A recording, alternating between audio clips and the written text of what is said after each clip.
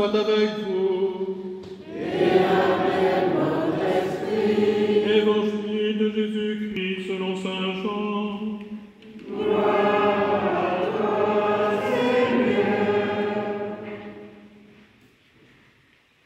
Au cours du dernier repas que Jésus prenait avec ses disciples, quand Judas fut sorti du cénacle, Jésus déclara: « Maintenant le Fils de l'homme est glorifié, et Dieu est glorifié en lui.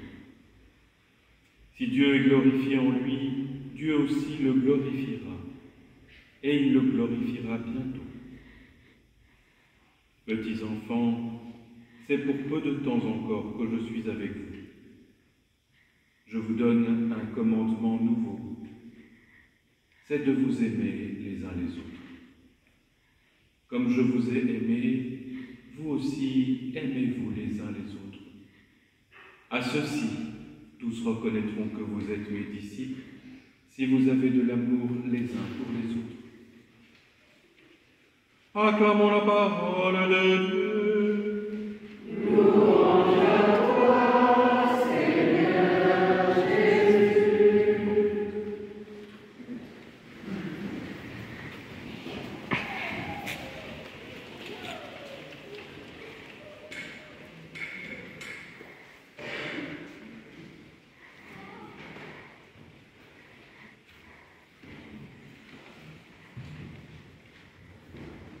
Chers amis, au cours de ce dernier repas, Jésus prépare ses disciples à la nouvelle période qu'il va inaugurer par sa mort, sa résurrection et son ascension auprès de son Père. Mais cette nouvelle période est déjà enclenchée. L'heure est venue, pour reprendre l'expression de l'évangile de Jean. Et au moment où Judas est sorti, les événements sont engagés de façon irrémédiable. Tout n'est pas encore accompli, mais tout est déjà en route. Cette période sera une période radicalement nouvelle, parce que le Christ ne sera plus là physiquement. Le visionnaire de l'Apocalypse, Jean, annonce un monde nouveau, où il n'y aura plus de monde, où il n'y aura plus de larmes, plus de cris, parce que Dieu aura fait toutes choses nouvelles. Ce monde nouveau commence sur le Golgotha, au moment où Jésus fait l'offrande de sa vie. Mais il sera accompli au terme de l'histoire. Nous sommes dans ce monde nouveau, mais tout n'a pas encore été renouvelé. Qu'est-ce que les disciples vont percevoir de vraiment nouveau après le départ de Jésus? C'est la question. Presque, nous pouvons dire principalement deux choses. La première est que la présence de Jésus à l'humanité ne se réalise plus comme par le passé, à travers son corps, ou plus exactement, sa présence s'incorpore dans le peuple de ses disciples. Ce sont eux, dorénavant, qui sont la demeure de Dieu parmi les hommes. Et non plus le temple de Jérusalem, comme Jésus le disait à la Samaritaine. Viendra un temps où l'on cherchera les adorateurs en esprit et en vérité. La demeure de Dieu n'est donc plus le temple de Jérusalem. Ce ne sont plus la Galilée, le bord du lac de Tibériade, les villes traversées et les gens rencontrés par Jésus. La demeure de Dieu, c'est maintenant le peuple des disciples que Jésus a assemblé et auquel il il a donné son esprit pour en faire ses témoins parmi les hommes. Et la présence de ce peuple nouveau dans son esprit et la présence de ce peuple nouveau dans l'humanité se manifestera à travers une nouveauté tout à fait exceptionnelle.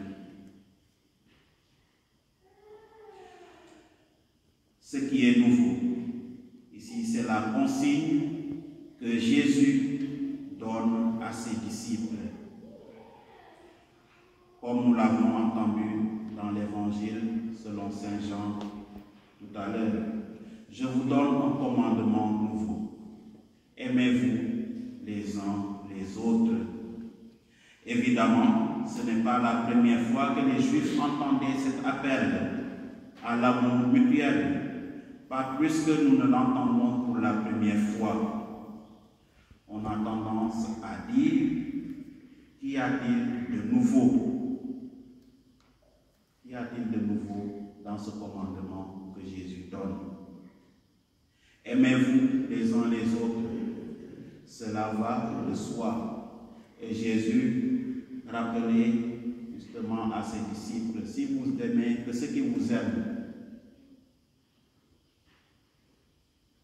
quel effort avez-vous fait? Donc ça va plus loin.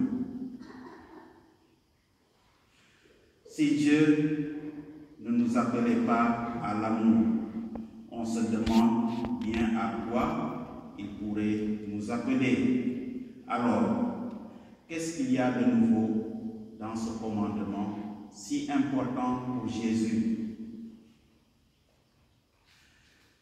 Ce n'est pas de nous aimer les uns les autres. Mais Jésus précise bien, aimez-vous les uns les autres.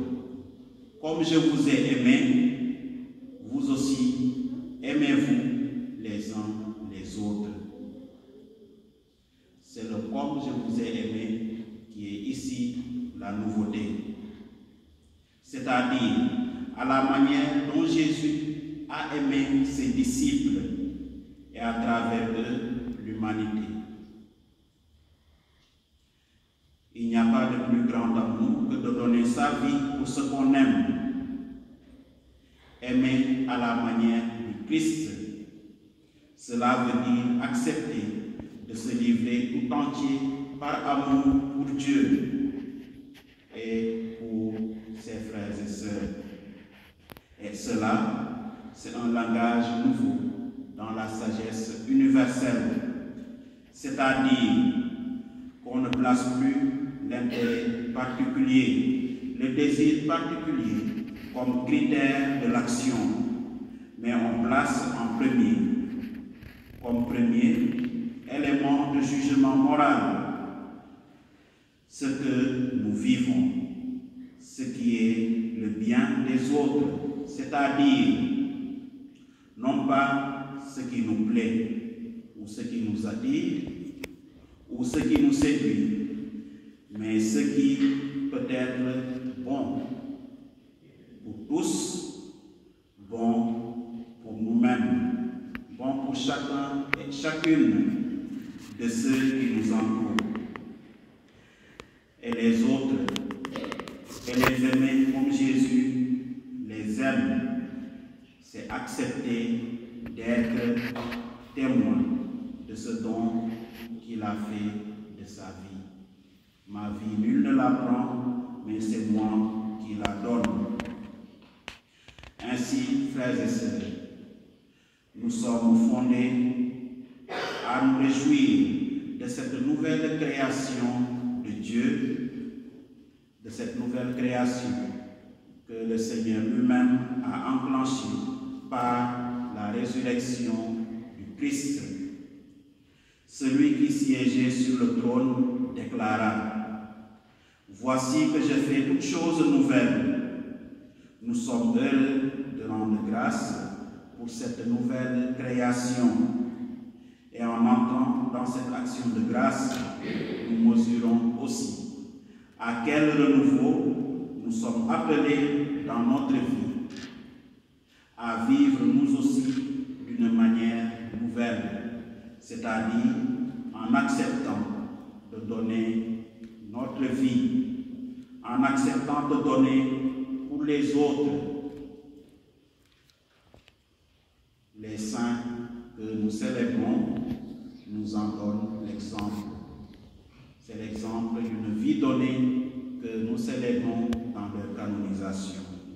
Que le Seigneur nous donne à leur exemple de savoir le suivre sur son chemin d'amour, un amour gratuit, qui ne cherche aucun intérêt, sinon la gloire de Dieu le Père.